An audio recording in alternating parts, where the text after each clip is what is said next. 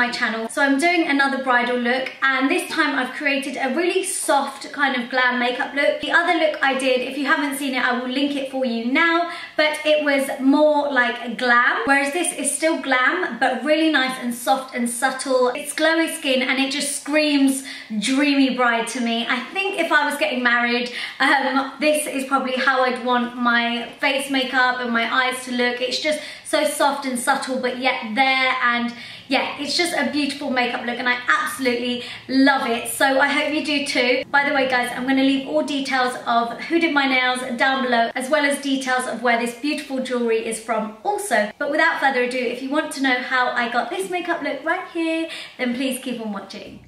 First things first, I'm using my Tarte Shape Tape Concealer as a base for the eyeshadow, and that is because it is super full coverage. It also doesn't crease, it dries matte, and it also is just going to get rid of any discoloration. So I'm applying that all over the lid and down, like underneath the lid. Where's that? Basically your under eyes area.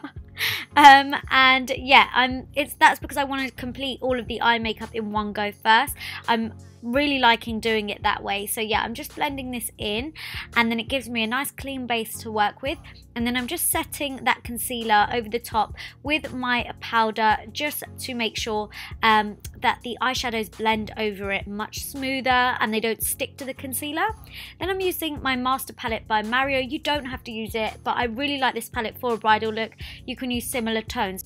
I'm using the shade Isabel as our transitional colour, and it's like a warm orangey shade, and this is just going through the crease and above it, and as you can see I blend in small circular motions to make it blend higher, and then I'm also just taking it along the lower lash line, also always making sure that the top and bottom of the eyes are nicely connected on the outer corners.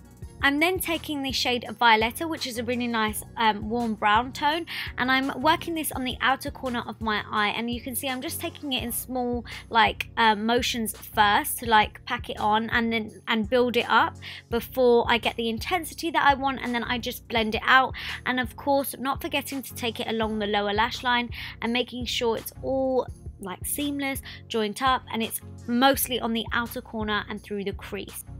I'm then going in with, it's almost like a bronzy gold, like an antique gold shade, and this is Paris from the same palette, and this is just being worked onto the centre of the eye mainly, and I've just spritzed my brush with a bit of Fix Plus to get the shade a little bit more metallic, and then again just pressing this onto the center of the eye and then making sure that it's blended nicely into the outer corner shade.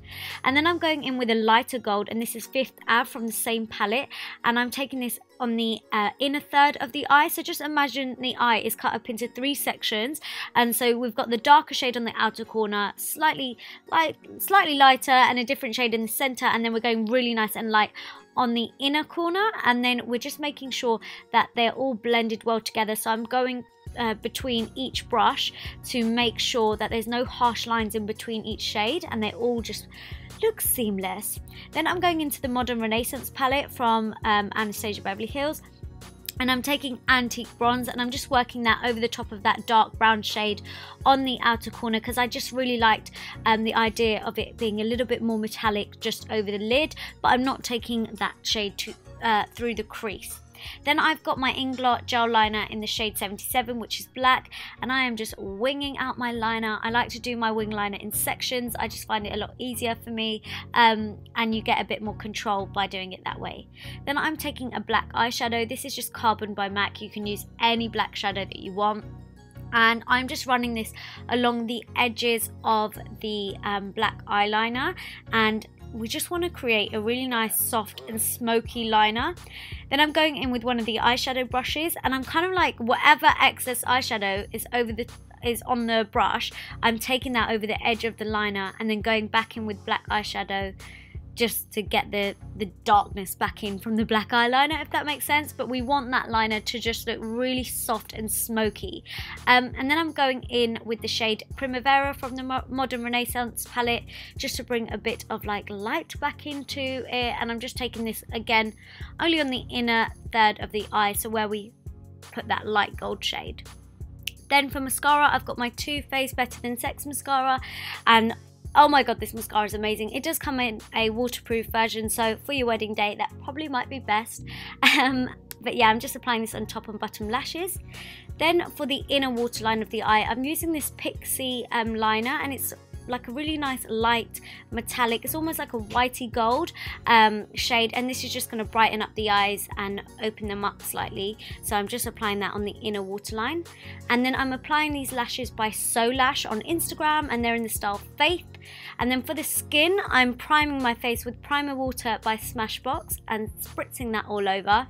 And then I'm going in with my Kevyn Aucoin Central Skin Enhancer just to conceal any discoloration on my face, dark pigmentation or anything like that, because it's super full coverage.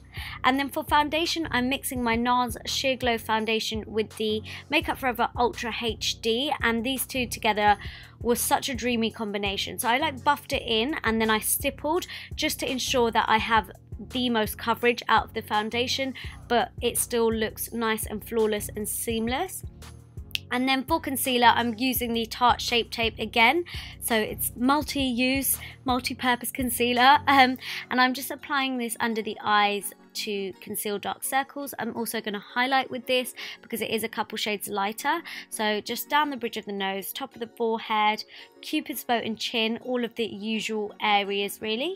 And then I'm going to go ahead and blend that all out. And I like to blend by kind of like stippling into the skin rather than buffing, because then you end up moving the product around too much and moving your foundation also.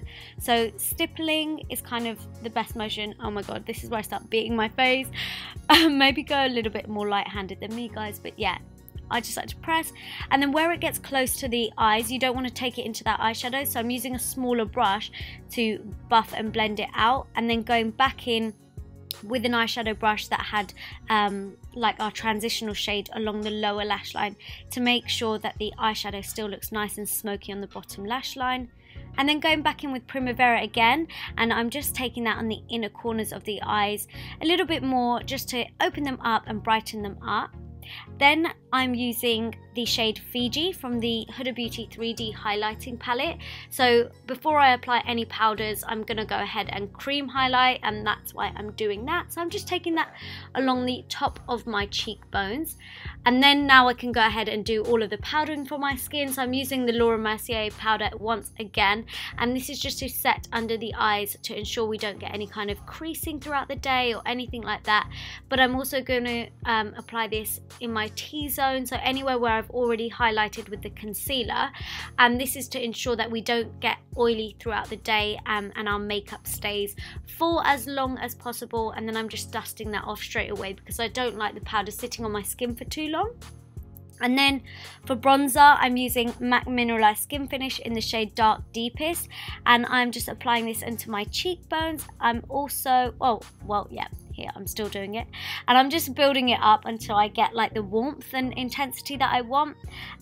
So yeah, I'm also just applying this onto my temples as well, and I'm making sure that I'm getting it right into my hairline, because you really don't want there to be a line between your face and your hair, so make sure it's buffed in right into your hairline. And then I'm taking this Morphe Brushes contour palette, and I'm applying one of the darker shades into the hollows of my cheekbones with a slightly more tapered brush, and I'm just building this up to get a nice deep contour. And then I'm also just applying this onto my temples as well. I'm then going to take a slightly lighter shade from the palette, and I'm going to contour my nose. So this is just going down the sides of my nose and also just at the tip. And then this time I tried to create like a little ball, so I'm just taking it at the end of my nose, and I really liked how that nose contour came out.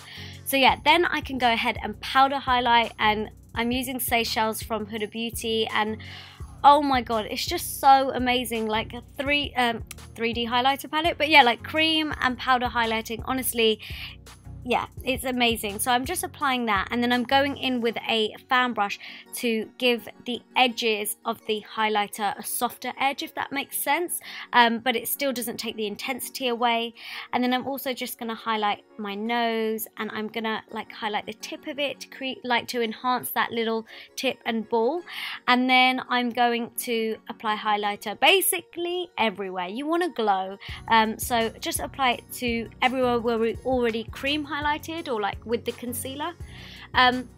And then I'm going to use this like bronzery shade from the palette, and I love this because it really adds warmth into your skin and more glow. Like, so I just like to apply this anywhere where we've applied bronzer and contour, and it just adds a whole nother dimension to it. I love it. And then for blusher, I'm mixing MAC Melba and Peachykeen, and I just really like this combination. You can use just one of them if you wanted to, but yeah, I'm just applying a little bit of this to add a really nice gorgeous glowy flush to the cheeks, and I'm taking it back into that contour. And then for the lips, I've got Stripdown pencil by MAC, which is a really light nude. It's something you can hardly see, but it does help when you're applying a really nude gloss. So I line my lips with this, and then I'm applying Obvi by Tarte, and it's a glossy lip paint, and I just applied this all over my lips. And I did have to build it up a little bit, and then I went in with my lip liner again just to ensure that it's all blended together. So this is what the look looks like with a nude lip, but we can switch it up and we can go for a red lip. So first things first, I'm lining my lips with this NYX Suede pencil. I'll leave shades and names of everything down below. And then for the lips, I'm applying a sleek liquid lipstick. It's like a nice deep burgundy shade. And then I'm going to go over the top of that with Anastasia Beverly Hills Siren, just in the center. And I'm going to blend it into my lips to add dimension. But this is the red lip look, guys. So you can tell me which one you prefer. This is both of them together. I hope you love this look, guys. I really do. Give it a big thumbs up if you do. Comment down below. I'd love to know what you thought. Subscribe for more. And thank you so much for watching. I'll see you next time. Mwah. Bye.